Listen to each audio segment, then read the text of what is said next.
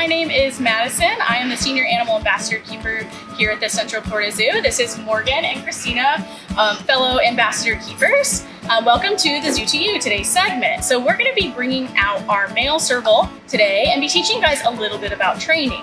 Our male Serval participates in our weekend wild tail show, so it's really important we do a lot of training with him right here on the stage. So we're gonna be kind of going through some of that with you guys. Also, I know a lot of people right now are stuck at home, so we're gonna be giving you some training tips and things you can do with your pets at home and how to train them. Morgan, if you'd like to go ahead and start talking about the basics of training, I'm gonna go get our Serval out. All right, so I'll talk about some basics of training. The first thing we need when we talk about training is a cue. As a lot of you know, we can't really communicate that well with animals. Our speaking isn't the same, so we use a cue. This is a signal that lets the animal know that we want them to do something. So one thing we can use as a cue is a verbal cue. A lot of you probably do this already at home with your pets. So a lot of times when you want your dog to sit, you will say sit, and then the dog will sit. So that is a good example of a verbal cue. Or another cue we might use is a physical cue. So example, if you want your animal to stay, a lot of people put their hand out like this, and then the animal knows that they need to stay.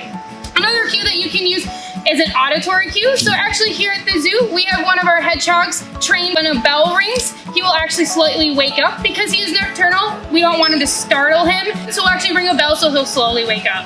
After you establish a cue with your animal, the next thing you'll want to do is a bridge. A bridge is something that lets the animal know that their reinforcement is coming after they do the cue that you give them to do.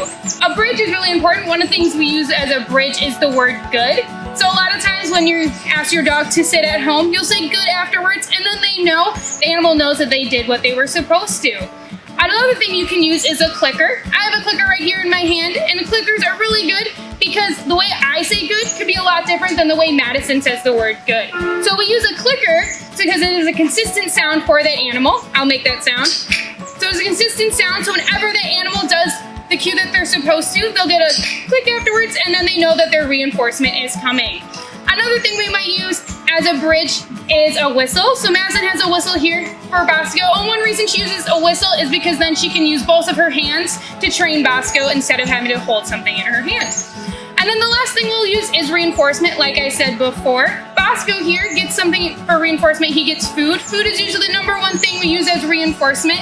His food is actually the diet that he gets every day here at the zoo, which mimics his natural diet that he gets in his natural environment. Thank you. He gets meat. A lot of you at home, when you give your dog something, it'll probably be a treat. And that was something you can use as reinforcement. At home, you might also give your dog or cat a scratch as reinforcement. That's something you can use, or a toy. So we're gonna have Bosco here now do some of those training examples that we had. So here's Madison. All right, so like Morgan was saying, we use a variety of different tools to train animals, and Bosco here is trained to do quite a number of behaviors. One of them, as you may have seen, was him to jump up on this podium. So whenever we ask him to do that, we actually say place, and we point to what we want him to go onto.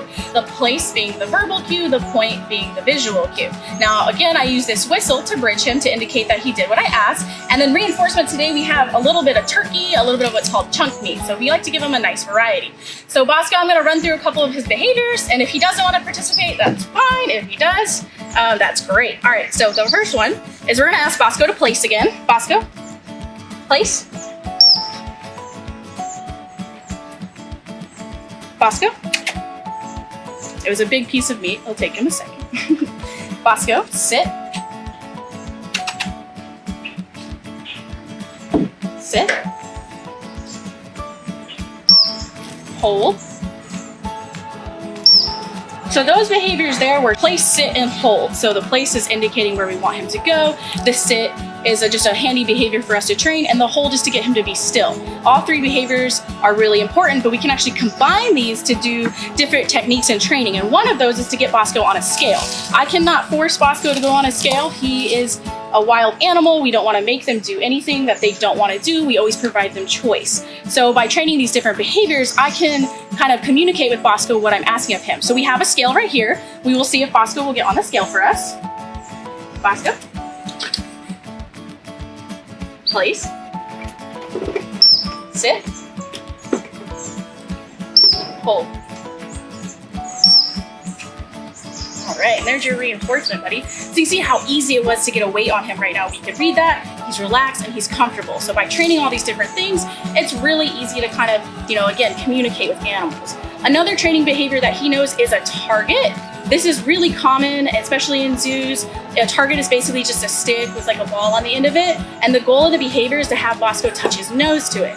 This behavior is awesome because it can be used as a tool to train other things, because I can move Bosco where I want him to go. I'm going to demonstrate the target behavior right now.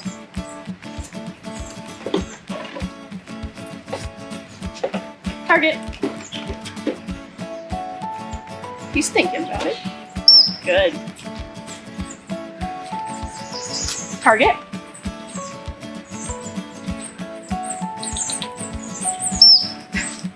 So you can see that target he knows very well. And that's going to help us a lot. Like maybe I wanted him to stand up so I can see his paws. I can actually hold the target up against his fence and he could know to go up there. So a target, again, is a really handy tool to have. He wants to scale again. Like I said, we do a lot of different training with Bosco here at the zoo. We're actually going to try to train Bosco to do a behavior with this device I have right here. We actually made this for Bosco and for this training. In his natural environment, Bosco or Serval in their natural environment would actually use their really long paws to grab and stick into a hole to grab some prey that they like to eat, because he likes to eat small mammals, reptiles, things like that. So he'll actually use his paw to grab those animals. So we're going to use this device here to mimic that behavior, and hopefully Bosco will put his hand through this tube and grab out his meat. It's okay, buddy. Now, Bosco, we have had this in his enclosure for a couple days because you never want to introduce any device to an animal without them being used to it. So this is something we've had for a couple days, but it's in a new environment, so he might need a second to get used to it. But basically, to start a behavior, the first thing you want to establish, like we were talking about earlier, is that cue. So what we're going to use is reach. That'll be our verbal cue. Our visual cue will be me just pointing to whichever tube I want him to reach into. The bridge will be the whistle. And then his reinforcement will be the same. So we'll see how he does.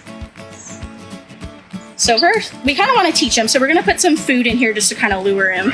Hold on, buddy. Sit. Hold. Bosco. Reach. And so it's going to take him a second to figure it out. Reach.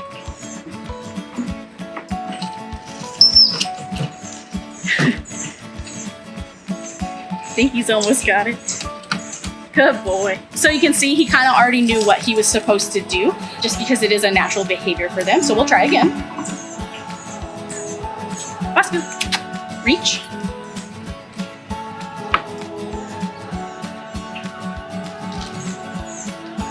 Reach.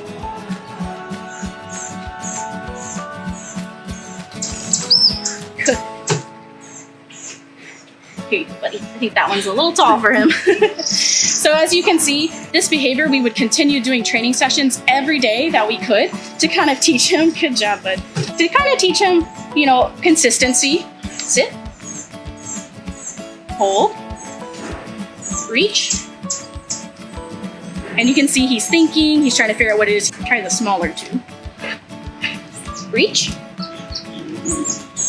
Good boy. So he's starting to get the hang of it. So you can kind of see how you would start training an animal behavior. We do something called approximations, which is a way to, now he's got the hang of it for sure, take different steps with animals. You want to start small and kind of move bigger. So like for Bosco, maybe with his approximations, we could start with the smaller tube, work up bigger. Maybe if he was kind of nervous about it, we could just reward him for going up and around it. He's pretty comfortable with it at this point. So there's a lot of different ways you can start training your animals. Whenever, you are training, the important thing is to be really patient and be as consistent as possible. All right, Bosco, we're gonna go back up on your podium here. You seem to really like this thing. And like we said, this is something that we train Bosco to do that shows some of his natural behaviors, but we also train Bosco for some medical reasons as well here at the zoo. So just like I really don't like going to the doctor, I'm sure a lot of you don't either, Bosco kind of doesn't like going to the vet. So something we do to help Bosco reduce his stress of going to the medical building here at the zoo is he is actually voluntarily trained to get injections. So while he is in his habitat, he will actually voluntarily line up against his fencing, sit near the fencing, and the vet is able to come over and inject him with whatever shot he is getting. This is something that's really good because if Bosco would want to, he can move away. He's not forced to stay there. It's something that he voluntarily has the choice to make. So Bosco does get injections. He gets vaccines annually. So every year he can come up, go right against that fence and get that injection, and it's less stressful for him. And let's say we do have to take Bosco to the medical building for an exam. He can line up against the fence, give him that injection. So he's sedated. He will go to the medical building, come back, and then wake up in his habitat, and he'll have no idea that he went to the medical building. And this is something that reduces the stress for Bosco. We want to thank you guys so much for coming out and joining us and watching Bosco do his training. He can hang out here with us for a little bit longer, and I'm going to have Christina come back up here, and she's actually going to ask us some of you guys questions, and we'll do our best to answer them. So a lot of the common questions are, how old is Bosco? So Bosco is about 6.5 years old. How fast can they run? So servals are really great jumpers. They can jump about 9 feet from a standstill, and they actually have a clapping behavior. They love to eat birds. Grab that bird. As far as speed, they are actually the second fastest cats in Africa. They can run up to about 45 miles an hour.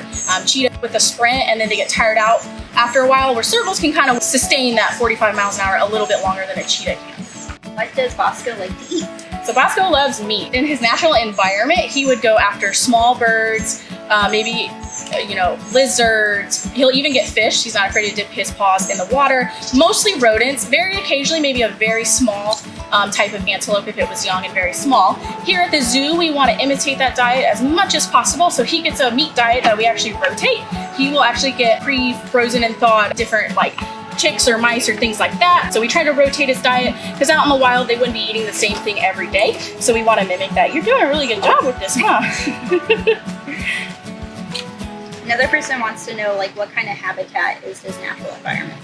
So these guys are found kind of throughout Africa and more of the savanna type areas. They really like to be in tall grasses. They have those long legs so they can peer through the tall grasses, but they also want to blend in. Give me 1 second, I'll get him back up on the podium. Bosco. Nice. There you go. So those spots are really helpful because these guys, not only are they predators, but they're also prey. So they need to be able to be in those tall grasses, hide from their prey and hide from predators. So they have those spots like a cheetah or a leopard would to kind of help them hide. It breaks up their silhouette. All right, last question. Somebody wants to know why Bosco has such big ears. Why? Better to hear you with. Bosco has really great hearing. These guys have very large ears. It's one of the most striking things about them. That is so they can find their prey. These guys love rodents, and a lot of rodents live underground. So their hearing is so good, they can actually hear animals moving under the ground, as well as hear other prey items, maybe even predators. They definitely have incredible hearing. They use it a lot. And if you notice, right now he has his head turned. On the back of his ears, he has what's called eye spots. Oh, we're gonna go this way. He has what's called eye spots. Come on, good boy. He has eye spots, or what they do is it looks like when he's facing away from you that there are eyes on the back of his ears. So maybe if a predator's looking at him, the predator might be tricked into thinking that Bosco is looking right at him. All right, we want to thank you guys again so much for coming out and joining us for Zoo to You. Bosco here was very happy to do training with you guys. As you can see, he's still eager to do more. But we want to thank everyone, and please stay safe out there, and remember that you can do your own training with your pets at home, and now's the perfect time. So thanks again.